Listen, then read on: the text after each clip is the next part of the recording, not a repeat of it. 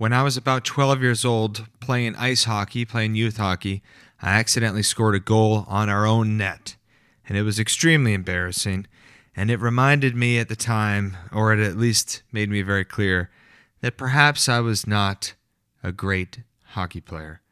Fortunately, I was like 12 years old, and I didn't have a lot of hopes for my career as a hockey player, but it definitely was one of those moments where I was like, yeah, that's maybe perhaps not for me. And by then, I had started playing guitar like all the time and making it really much more of my thing. And my identity was wrapped up much more by that point already in being a guitar player. And I was probably just about to join Backyard Swing Set, our first band, and my identity got all wrapped up into that. But today, on Earth Tones, episode 35, we're talking about embracing a mundane identity and how we put a lot of pressure on ourselves by thinking we have to pigeonhole ourselves into something and become something special or in particular. All right, but before all that, let's listen to a sound from our beautiful Earth. And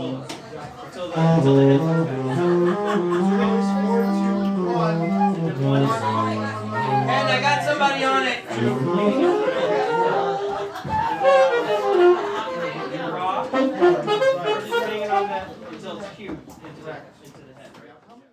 That is the Attractors setting up at Scottish Dave's in Connecticut. We were opening up for the Slackers, and you can hear JC playing the sax. You can hear Ricky yelling at Ken from the Scatolites and talking about just getting things together. So that's a little bit of the calm before the storm, playing with the Slackers at Scottish Dave's. All right, for a bit of old news. This comes from a book called World Music, A Very Short Introduction. So, this is about the 1893 World's Columbian Exposition of Chicago. Let's see. The cultural endeavors of the years leading up to the 92s are global in proportion, if for no other reason than the almost banal fact that 1492 was the first consciously historical moment of global history. The music mustered to mark and celebrate a 92 celebration is, by extension, world music. At the 1893 World's Columbian Exposition in Chicago, so massive was the fair that organizers were a year late in opening its doors, there were countless performances of world music, and at least 103 of these appeared on the first systematic recordings of world music at the fair. In 1892 or 1893, there was little discussion of diaspora per se, but much recognition of the world dominance the West had maintained in the centuries following 1492. So already in 1893, although, they're celebrating Christopher Columbus and imperialism and all sorts of stuff, they're having these world fairs where they're talking about the music from around the world. Some of the people that were at that were John Philip Sousa and his band. They were one of the main attractions, but also a young Scott Joplin was playing piano before he became famous and had a well-known performance there. And there was a significant representation of black musicians. Cicerietta Jones, Joseph Douglas, there was all sorts of people who got national attention and international recognition in some ways by performing at the Columbian Exposition. And there was Indonesian gamelan music, Hawaiian hula music, and European classical traditions all in one place. And Dvorak was even there, and he was conducting the music while working on what he was developing as what he called his American sound. So that is a bit of musical history for 1893, the World's Fair in Chicago. All right, for our main discussion, embracing a mundane identity. This is inspired by Mark Manson's book here that I was reading this week. Episode 35, Embracing a Mundane Identity. I was going through an old practice journal this week, and I stumbled on a quote from Mark Manson's The Subtle Art of Not Giving a Fig, and it reads, "My recommendation, don't be special, don't be unique. Redefine your metrics in mundane and broad ways. Choose to measure yourself not as a rising star or an undiscovered genius. Choose to measure yourself not as some horrible victim or dismal failure. Instead, measure yourself by more mundane identities: a student, a partner, a friend, a creator. The narrower and rarer the identity you choose for yourself, the more everything will seem to threaten you. So that apparently resonated with me enough to write out in my journal 5 years ago, and it's only taking root just now. In the last year or so, I've been working on letting go of having to be a particular person, musician, artist, teacher, student. I had been invested in that narrow and rare identity. For so long, it seemed like identifying as a musician was essential to staying in the game and staying committed. I went to music school, I played a million gigs, I wrote songs, I lived music. Now, I'm not any less interested in music. I'm actually more interested and invested in music than ever before.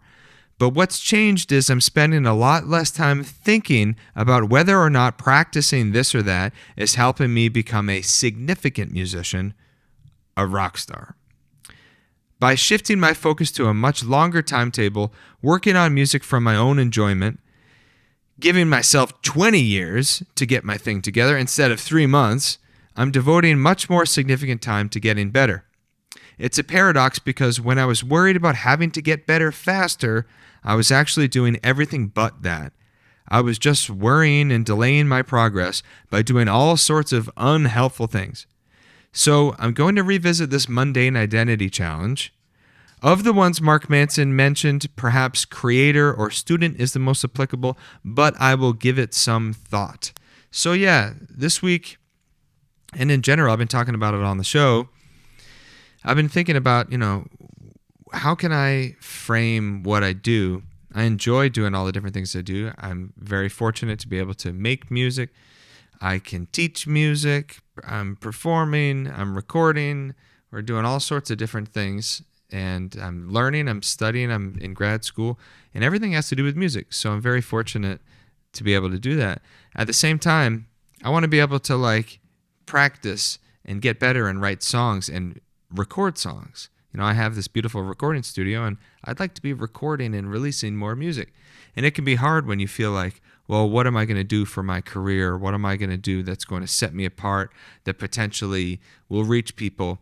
And I've been finding over the last year, I'm not as motivated by that as I was. And maybe that's just because I'm in my mid-30s now, but I'm not as concerned about what it means for who I am and my stamp I'm putting on the world. I think part of it is just letting go of needing that to be the case, that I am putting a stamp on the world.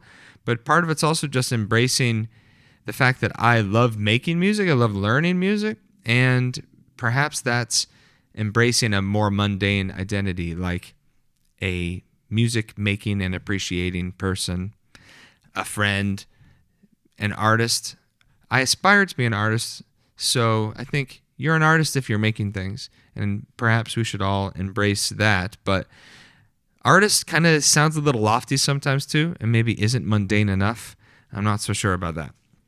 But I will give it some more thought. Embracing a mundane identity.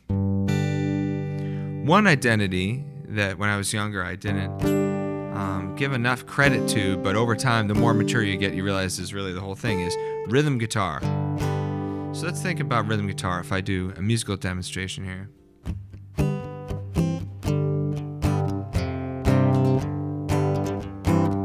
That makes up the bulk of a musical statement. That's really how a song goes, is the rhythm part. Imagine you just had on top.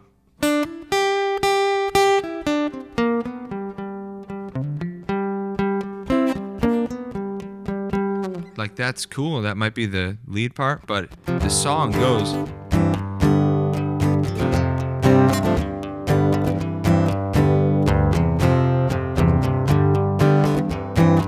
So I think we kind of get the idea that there's first and second chair guitar.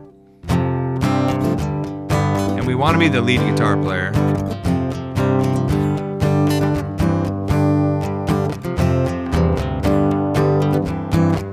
But maybe a more mundane identity could be being a member of the band.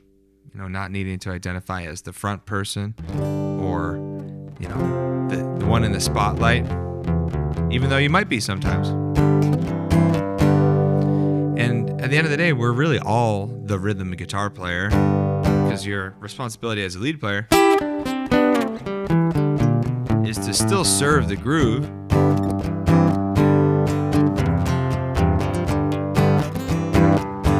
So maybe being a creator, being a musician, I still think artist might be the best one, but it's also kind of, I don't know, lofty in some way. Have to put some more thought into that. What is on the turntable this week? Bob Marley and the Wailers. My mom's copy of early music, Bob Marley and the Wailers, featuring Peter Tosh. This is a 1977 compilation, and you know that it's from then because it's not posthumous. It's referencing how big Bob Marley is and is clearly alive, talking about how this is a collection of Studio One recordings that are old and cool and the early recordings of Bob Marley. And I love to think about how, okay, these songs were only like 10 years old. That would be like tracks coming out, in 2016. Like Welcome to Jamrock is way older than these Studio One recordings were when this compilation came out in 1977. So, yeah, killer Studio One tracks, Wings of a Dove, It Hurts to Be Alone. This is, really, really great stuff. It Hurts to Be Alone, featuring the beautiful guitar playing of Ernest Ranglin. This is my mom's copy. You can tell because she wrote her name on her records, and it says A. McCurdy right there on the cover. I like to think about my mom getting this in the late 70s and checking it out, and probably thinking that it was going to be full of really heavy roots reggae, and it was actually really cool ska and rocksteady from the 60s. So, something that helped me this week, reviewing an old practice book. This book is the one that I had a bunch of lesson notes in, but essentially I was like, let me get some of the notes from some old lessons because I want to do that vocal practice. Like I was saying, I'm practicing more than I ever did, and I feel like invested in doing these exercises. Just having this, just writing down in one place the things that I'm working on and like the notes from lessons that I've taken, man, it's invaluable because those exercises, I might have done them for a month or two and then kind of put them by the wayside. To come back to this and pick them up and to see how much I've improved is really encouraging. It's also where the subject of this week came from because there's that whole Mark Manson quote written word for word in there. So something that helped me this week was just having an old practice notebook and being grateful that I had written in it. All right, that is it for me. This has been Earth Tones episode 35. Thank you, as always. I still kind of have that groove in my head.